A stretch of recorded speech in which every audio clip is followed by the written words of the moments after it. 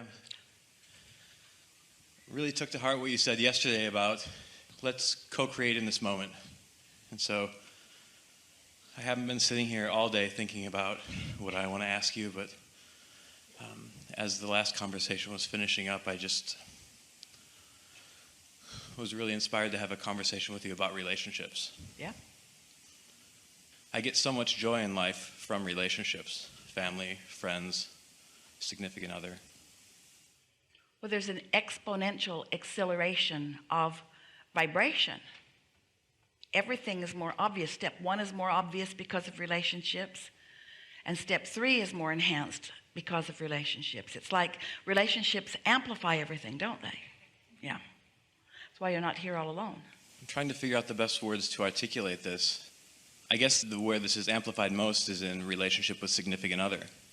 I'm really great at attracting and creating a wonderful relationship. I'm not necessarily the best at keeping it. It always kind of seems to come down to... Before you go further, we want to make a strong statement here. Manifestations, whether it's a relationship or a job or even purchasing something or living in something, manifestations are fickle because all of the power is in the becoming. And when something has become and you see it as having become and you don't realize that you're still getting ready to get ready to get ready to get ready to get ready, then they become stagnant, even sort of dormant, and at a minimum less interesting. So the key to a relationship remaining wonderful is that you realize that it's just begun, it's just begun, it's just begun, always getting ready to be ready to be ready to be ready, never taking it for granted, never seeing it as a done thing. In fact, we would like all of your reality, not just the part of it that you call relationships, to be seen by you as ongoing and open-ended and ever-flowing, you see. There's a tendency, and this is something that happens with most people on most subjects. You stand in a place of not having something that you want, let's say a relationship, and then you say things to yourself, a sort of flawed premise of, once I get that relationship, then I'll be good to go. Then everything will be in place. Once that happens, then I'll be good to go. And what you're not realizing is that having that relationship is not going to change your patterns of thought. It's not going to change your relationship with your inner being, not for very long anyway. It might in the beginning cause you to be more in alignment because you're flowing more thoughts of appreciation toward one another. So you're more likely to be in alignment, but you just can't sustain connection to source energy by looking at anything that is. It's always got to be ongoing. That's why so many people, even within relationships, seem to always be looking for the next one and the next one and the next one and the next one. It's why most people are not very satisfied where they are. You don't need to keep changing partners or changing jobs or changing circumstances, but you do need to find continuing new ways of reflecting, because where you stand in any moment is always new. And so if you're looking for more that is new within it, then it goes better. We'll hear you. So playing off of that, then, what is the best way to find continuously new ways of reflecting? Well, the most significant thing is to realize that your first and foremost partner is your inner being.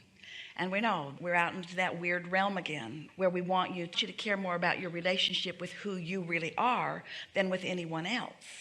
And so when you take the time to do that, then you're tuned into the whole of you. And when you're tuned into the whole of you, then you're more responsive to everything in your life, you see. What happens in most relationships, really situations of all kind, but let's really focus on relationships, is that you keep looking for what you need from the relationship. I feel better when you do this, or I feel better when you agree with me about that, or I feel better when we do these things together. And what happens is that puts your partner into a sort of bondage a little bit, because now your happiness seems to depend upon their behavior, and you just can't get very far with that unless they happen to just like every single thing exactly the way you like every single thing, which is rare. Where I seem to run into a snag quite often is finding that stability and maintaining that alignment with my inner being when someone that I care about is really disapproving of my choices or where I'm at. But you see, that's why we say you can't get there from there. You can't be in the middle of all of that mess and get there. But here's the thing that we really want to say in a way that you can really hear it. It wouldn't matter what's going on, whether it's an ongoing relationship or whether you're in the process of looking for a relationship. It doesn't matter what's happening in what you call your now life experience. Under any and all condition, you have the ability to set yourself in a comfortable place, in a quiet setting, and quiet your mind and stop your vibrational pattern for 15 minutes. You have the ability to do that.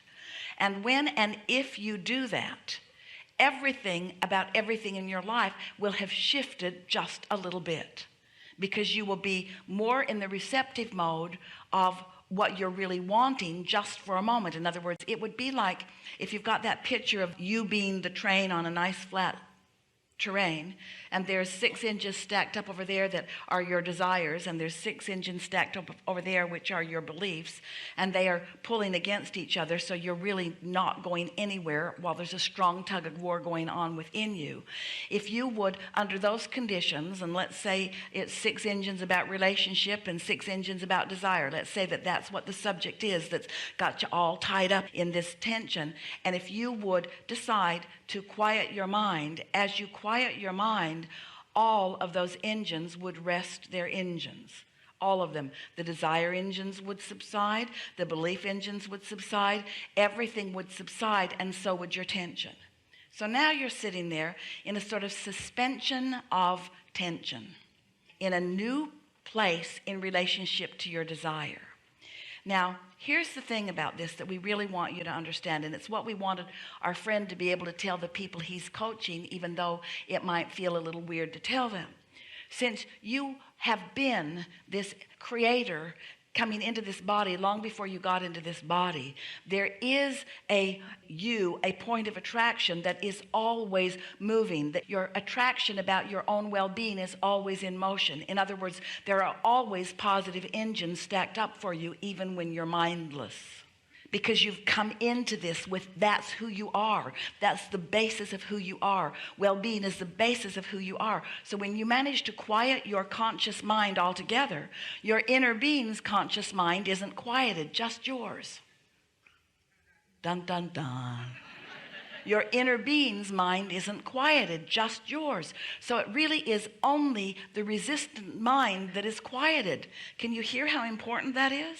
So now, you're in the state of suspending your doubt and your disbelief about things, but now you're in this place of well-being, and that's why that a feeling of satisfaction would be an emotion that you could feel. If you can stay there long enough, that feeling of a oneness or coming homeness or well-beingness will be your experience. And when you, after a conversation like this, when you acknowledge that you are there, and the words wash across your mind, something like, I must be ready to be ready because my tension is gone and I feel good.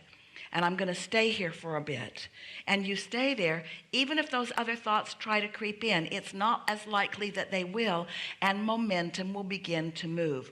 And it doesn't take very long in that suspended of the problematic resistant beliefs for the momentum of your inner being to be expressed to you in a way that you will receive it. In other words, imagine your inner being is standing in your vortex, knowing everything you want, everything you are, everything you want about everything you want. Your inner being knows everything about everything that you want and where everything is in relationship to you, and knows what your path of least resistance is. Your inner being knows, oh, hear this, your inner being knows what thoughts to project to you that are not problematic thoughts. Think about it. Your inner being will walk you through your path of least resistance. Talk about a coach. Your inner being will talk you on your path of least resistance by not bringing up things that are resistant in nature. We talked to Esther about furniture at first. You see what we're getting at? And so then you follow that thought, and you follow that thought, and you follow that thought. And before you know it, you're all full of enthusiasm. You're ready to get into this day. There are things that you want to do. You're feeling inspired. Now, this might not last all day long because life might come at you again. And you might start stacking up those engines with your conscious mind, going toward what you want and against what you want. In other words, that's a sort of normal step one kind of day that you might have. But tomorrow morning, or maybe later today, but at least tomorrow morning, you're going to stop again for 15 or 20 minutes and quiet your mind. And all of that tension is going to subside again. And the momentum of what you really want is going to be dominant again. And your inner being is going to present to you in a more focused way. But the most important thing is you're going to be more receptive than you usually are. And you're going to get another thought. And that thought is going to gather some momentum. And it doesn't take very long before the whole balance of vibration within you has shifted. Your inner being will train you and groom you in to vibrational alignment with who you really are and what you really want. And the problems of your life will become less evident. And so then here's the next thing that happens. As your thoughts are turning to things, fewer of those problem things will be coming into your experience because that part of your experience is less active than it has ever been before. Isn't that a reasonable way to look at it, you see? Helpful? Helpful. So now apply it to the relationship that you're talking about. Not necessarily talking about any relationship in particular. But tell us what you just said before we told you what we just said. Right. It's kind of hard to find it, isn't it? Yeah. It's kind of hard to even find it now because this conversation sort of replaced that. It made the whatever that statement you made about whatever it was. Can anyone find it very well? It's all nebulous. It made perfect sense to everybody a few minutes ago, didn't it? Yeah, tell him, Abraham. And now it's sort of all just diffused a little bit. It's like you're starting to get the sense of how you can gather control of your own vibrational frequency. You can't control anything about what others are doing, but you certainly can control your vibrational relationship with your own desire. So what's really happening is that the arguments that you think you're having with other people have really only been arguments that you've been having with yourself. And now you're not having those arguments with yourself anymore. So you're standing in a stronger place. And when you stop having those arguments with yourself, people don't come to argue with you about those things because they're not active within you anymore. You keep them active when you argue with yourself. Make sense? Yes. So now where are you? Did we take it too far into the vibrational realm that you are detached from your ability to live? I don't think so, but we've got a few more days on the ship to find out. So. That was a good conversation, and you got it, didn't you? Really good. Thank you. Really good. Yeah, really good.